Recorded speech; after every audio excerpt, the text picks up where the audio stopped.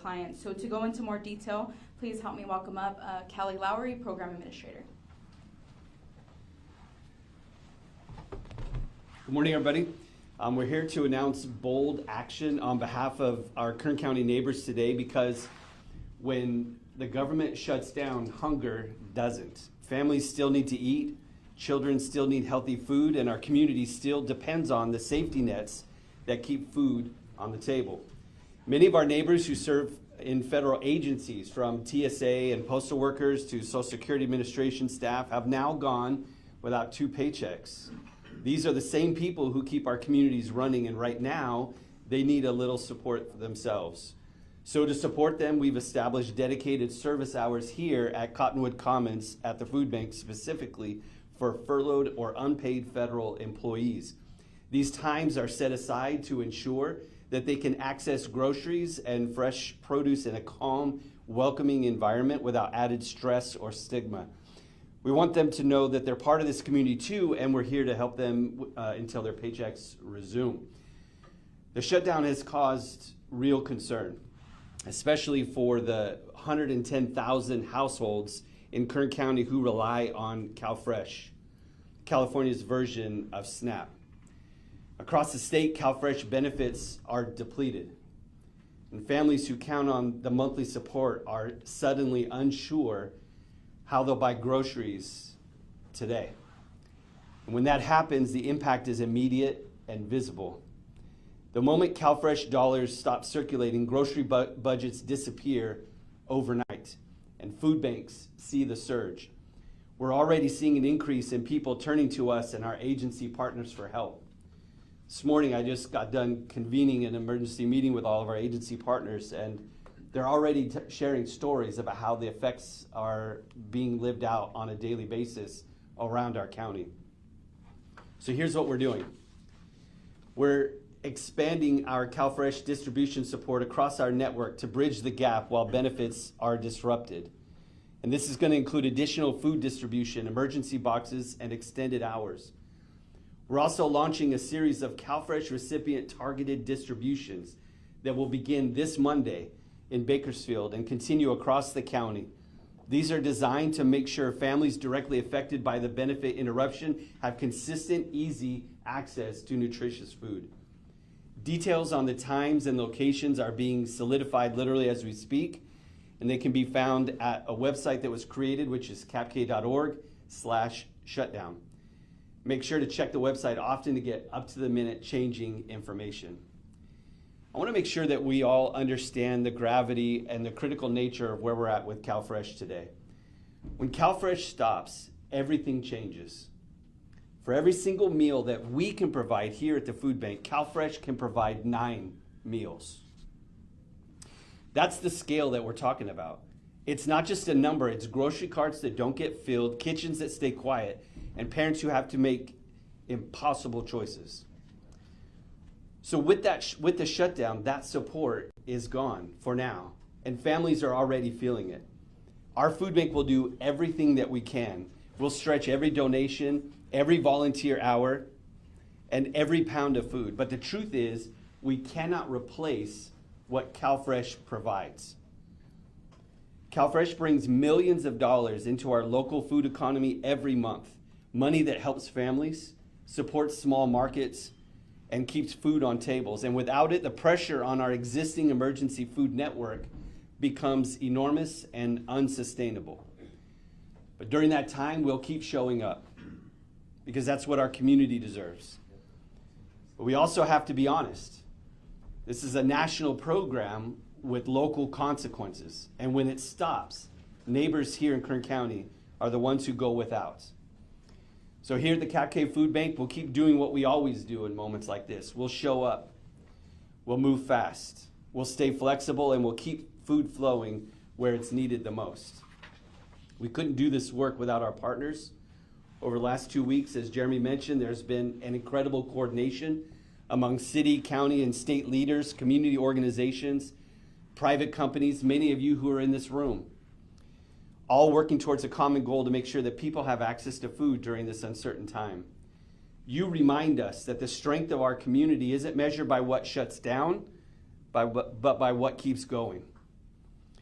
To our neighbors affected by this shutdown, you have to know that there's a group of people who are working on your behalf. You're not alone.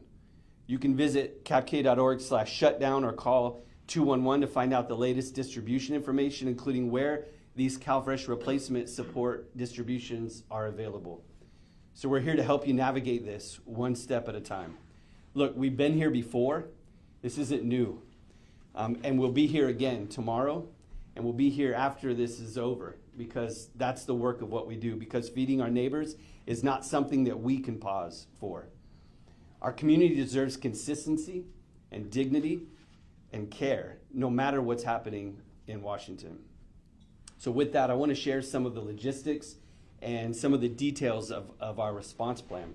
So first thing I want to share with you is kind of a timeline here. So this gives you an idea of what's been happening, what we referenced. So October 1st, obviously the government shutdown occurred due to the lapse of appropriations.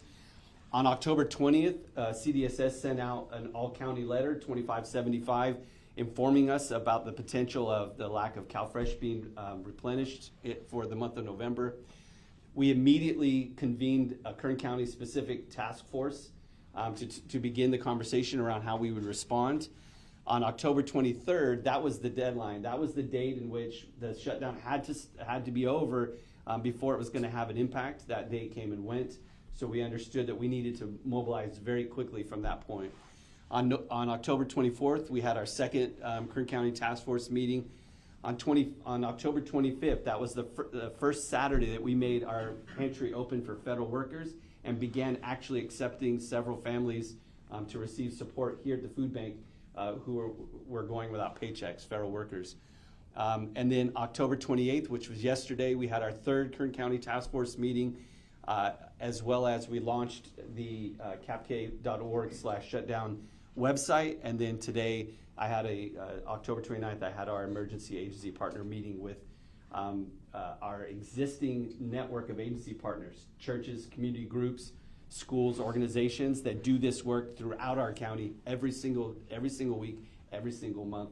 I met with them this morning to kind of outline this plan, to hear from them, to hear what they're seeing, what they're feeling, what the community is feeling, and to get their input. And so that literally just concluded before I walked into the room here this morning. So I want to just highlight, this is what the government shutdown response website looks like that we've created. So at the very top is how to receive food if you're a CalFresh recipient, and also how to receive food support if you're a federal worker. So based on how they respond to one of those two buttons, we'll take them to a different spot on the website to get additional information. Also, there's ways for the community to get involved by donating food here directly to the food bank, by donating financially, by volunteering, or being able to get some more information. So this is a really critical element, because this is going to be the clearinghouse where all up-to-the-minute updated information is going to be. So we really want the community's help in pointing everybody to this website to get information about where the distributions are, at what times they're going to occur, different requirements that there may be, and all those sorts of informational pieces there. Okay. So for our federal employee neighbors, this is the section of the website that they'll get taken to if they click on that button. This is the information that went out last week to them, opening up resources for them here at the food bank at Cottonwood Commons, with the map on how to get here and the hours. And again, this is available for them daily, Monday through Saturday. And then the additional information to the side there. If somebody clicks on information around CalFresh, this is where they'll be taken to. You see different dates that are listed there as well.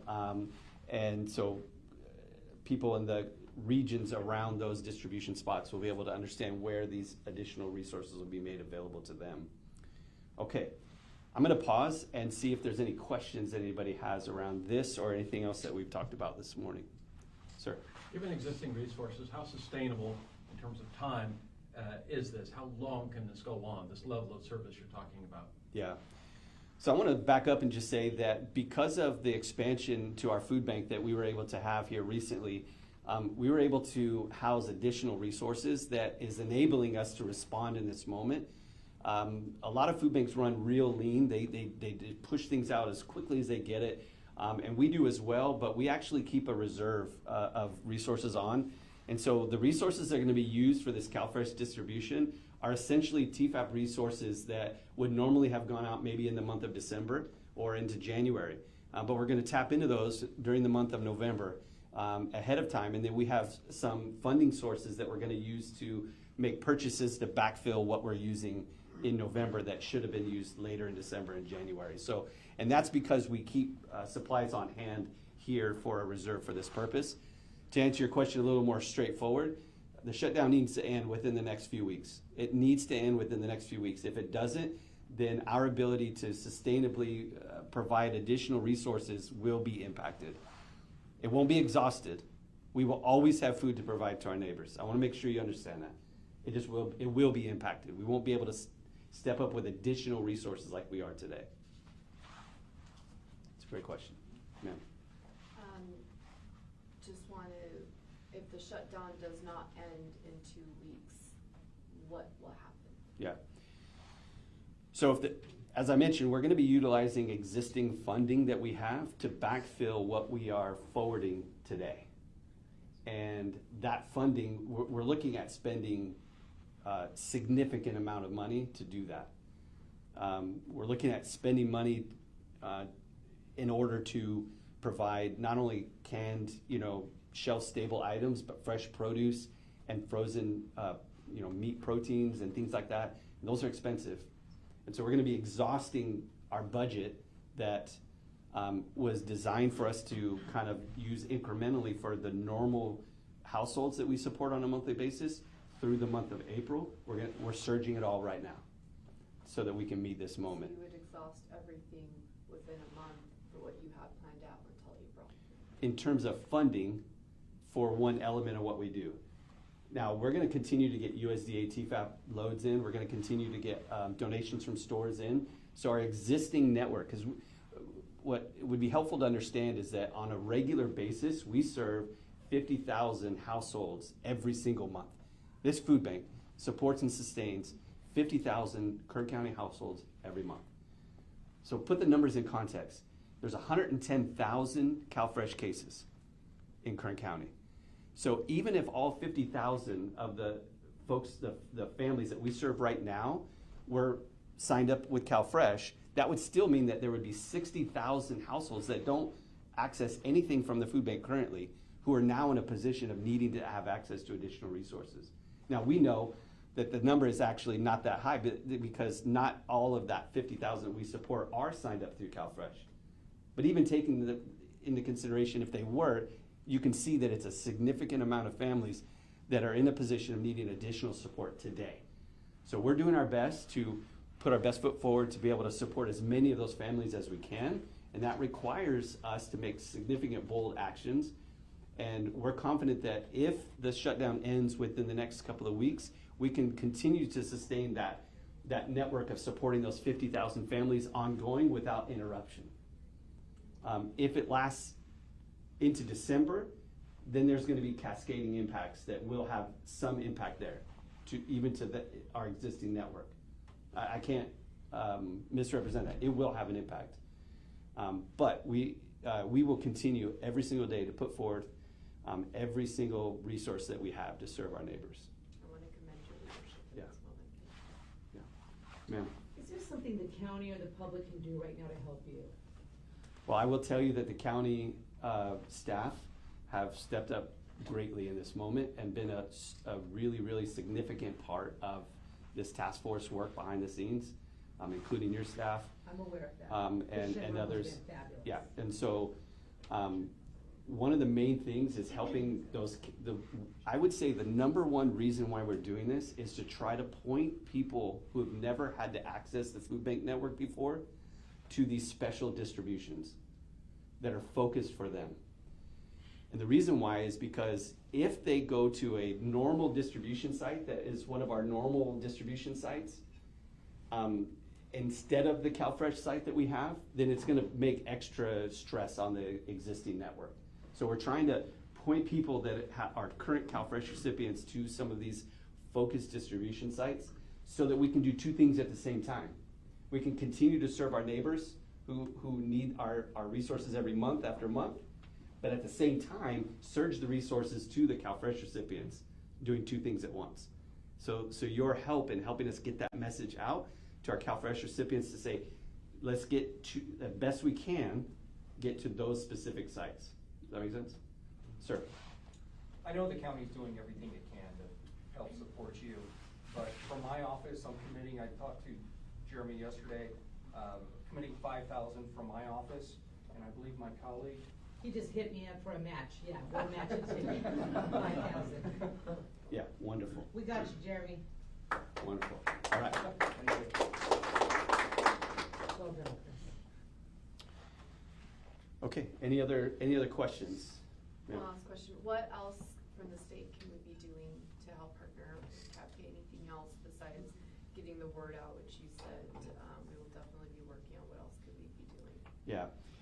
So state staff have been, I think, doing the best they can in this moment because this is uncharted territory in a lot of ways, and so, but the most amount of communication, so clearing up the communication lines and getting updates more regularly would certainly be helpful. We put kind of two plans together because we heard on the news, just like you did, that the National Guard was coming, right? But I didn't get any phone calls. So, because they were trying to get their stuff in order before they reached out, right? But we didn't have the luxury of just sort of waiting to see, to put a plan together. So we actually put multiple plans together based off of what the participation was gonna be. And so I'm happy to say that, the governor did promote that the National Guard and Cal Volunteers would be available. And so we did get confirmation yesterday that we are going to be receiving around 50 National Guard troops to support the work that we're doing, in addition to probably that many or more Cal Volunteers as well. Because I need you to understand the scope of what we're going to do. So Monday through Friday at the Kern County Fairgrounds, from 9 a.m. until 7 p.m., we're doing late hours to ensure that folks that work during the day, because remember, most people that get CalFresh, this is a misnomer that is important, most people that get CalFresh, somebody in that household is working. They are working people who need extra support. So we're gonna have late hours to be able to make sure that working people have a chance to have access to the food that we're providing.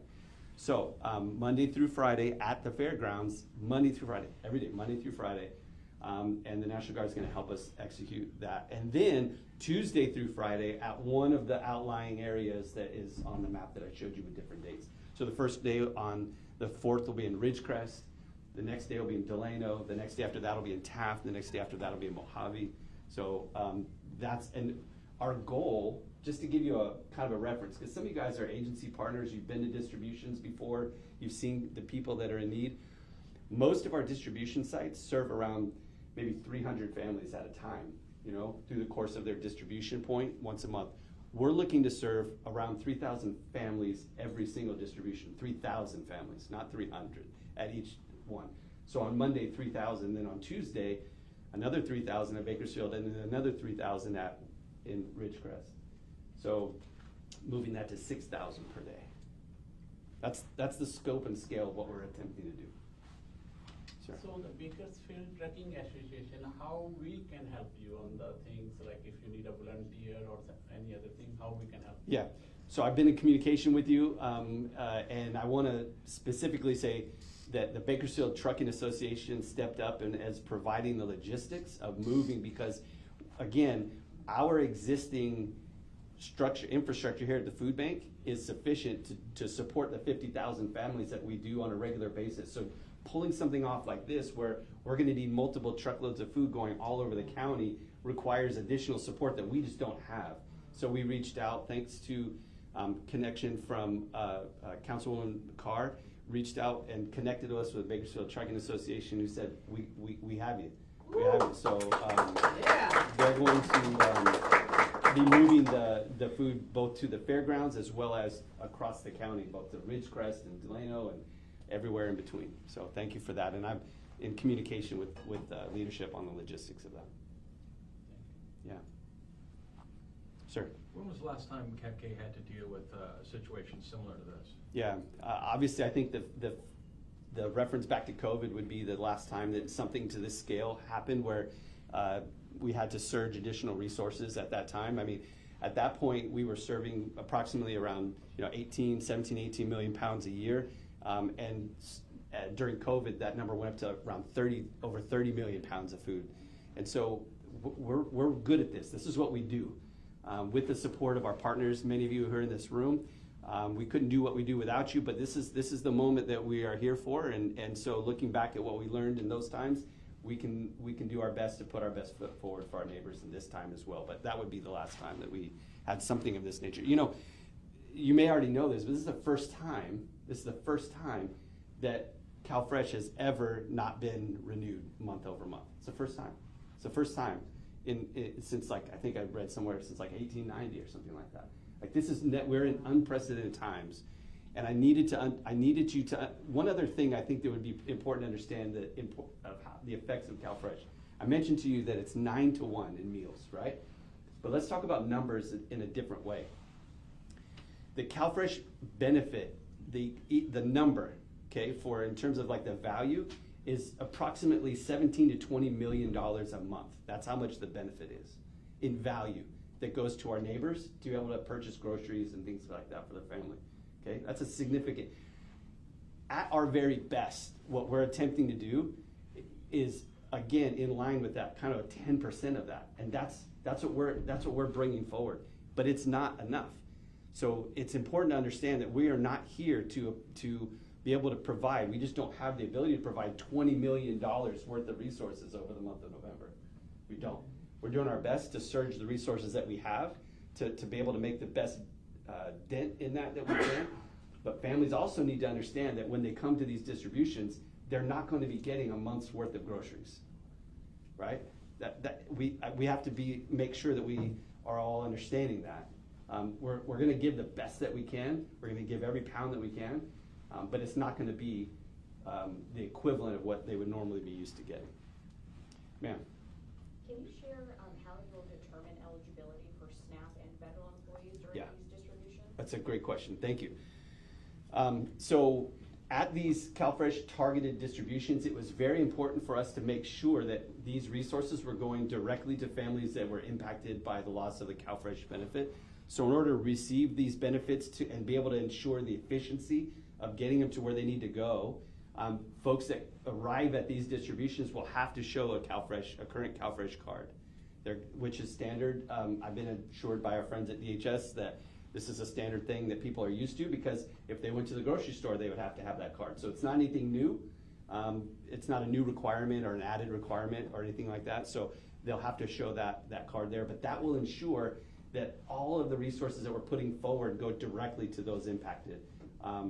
And anybody else who doesn't have a CalFresh card, we're going to direct them to our normal infrastructure that we have, our normal distribution points that we have.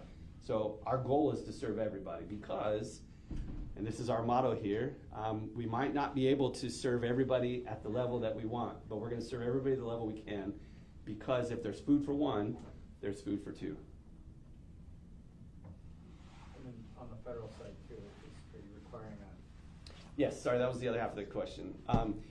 So for federal workers that come to Cottonwood Commons here to shop, all they have to do is show their federal. Most of them have some sort of federal ID, shows that they work, at the post office or at Social Security or at TSA or something like that. That's all they have to bring. There's no other documentation. Nobody ever has to demonstrate any sort of income thresholds, nothing like that. They're simply asked their name, and they're asked their date of birth and how many people are in their household, which is we only ask the date of birth question to differentiate if we have people that are kind of have a similar name and that kind of thing. So, okay. Any other thoughts? Any other comments, questions? Anything else? Just want to say thank you for your leadership, Kelly. We are so lucky to have you here at the food bank and here in our community, and we just, couldn't be more grateful. So thank you. Well, I appreciate it. It is a lot of work, but and it's not just a platitude. There's many in this room that I'm only able to do what I'm doing because you're picking up the phone when I call you, right? And you're providing extra help and ideas and resources. So it's a team effort. It's definitely a team effort. So thank you to everybody that's in this room. I think I'm going to turn it back over to Savannah.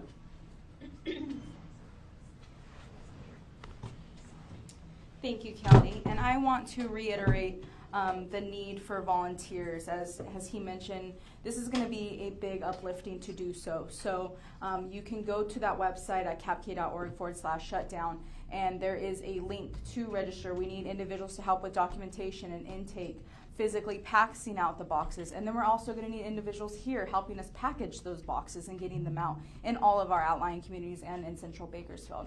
I did want to give an opportunity to do the press conference in Spanish as well for our Spanish-speaking individuals. So I would like to welcome up our Director of Health and Nutrition Services, Susana Magaña.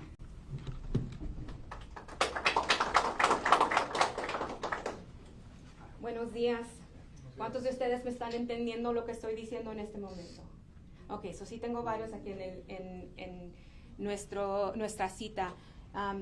Es bien importante para todos saber que lo que está pasando en este momento con el cierre del gobierno es algo que está afectando a nuestra comunidad de una manera que no se ha visto en mucho tiempo. Estamos en día 29 del cierre del gobierno. Y esto ha causado mucho temor en la comunidad, específicamente para las personas que están esperando sus beneficios de SNAP, que son las estampillas de comida.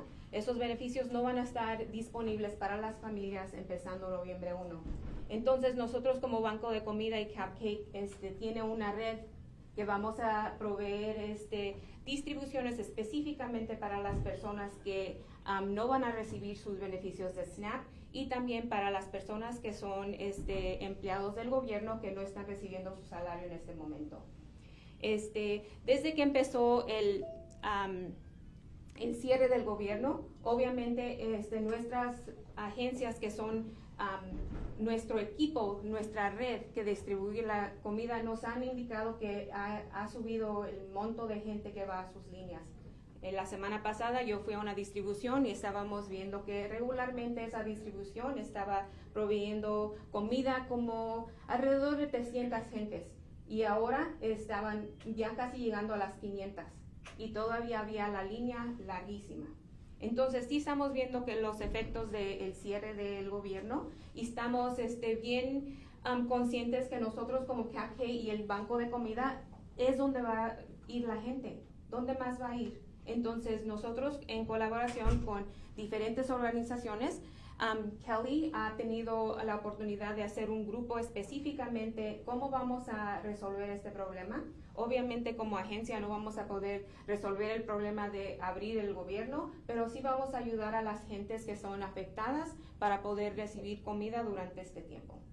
Los recursos que tenemos sí son limitados, entonces no tenemos garantización que vamos a poder seguir más de un mes. Entonces todos los recursos que tenemos ahora son recursos que estamos trayendo que nos iban a tener como en enero, febrero, lo estamos trayendo para el mes de noviembre para poder llenar la necesidad que está en este momento.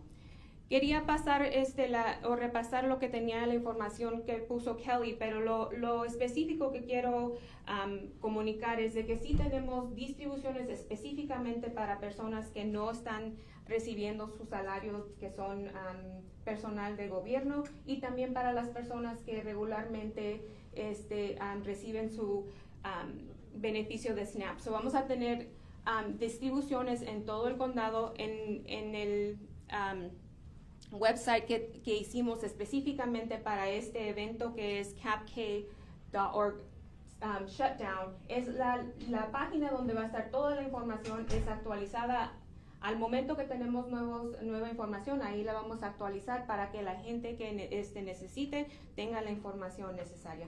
También obviamente llamando al 211 es la manera que pueden recibir la información.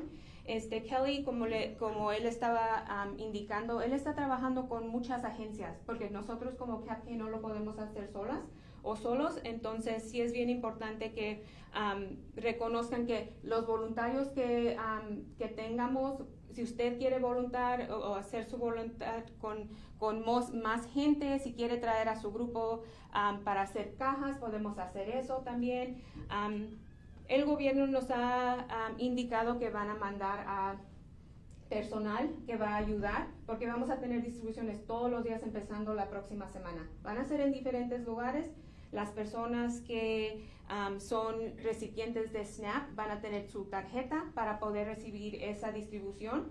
Para las personas que son empleados del gobierno, solamente indicar su identificación que indique que son del, vamos a decir, de TSA o de el DNB o de cualquier lugar donde tiene la información que son empleados federales.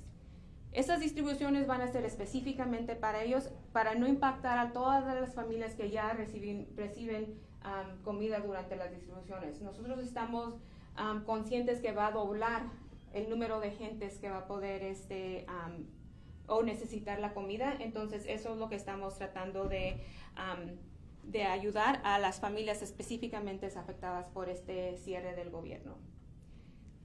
Eso lo hice un recap bien específico solamente porque no tengo toda la información para dar. Cada vez que tenemos más información vamos a estar poniéndola en la hoja de internet, pero si hay preguntas, aquí estoy para servirles y para seguir en esta marcha en ayudar a la gente que está afectada en este momento. ¿Hay preguntas en el...? Sí.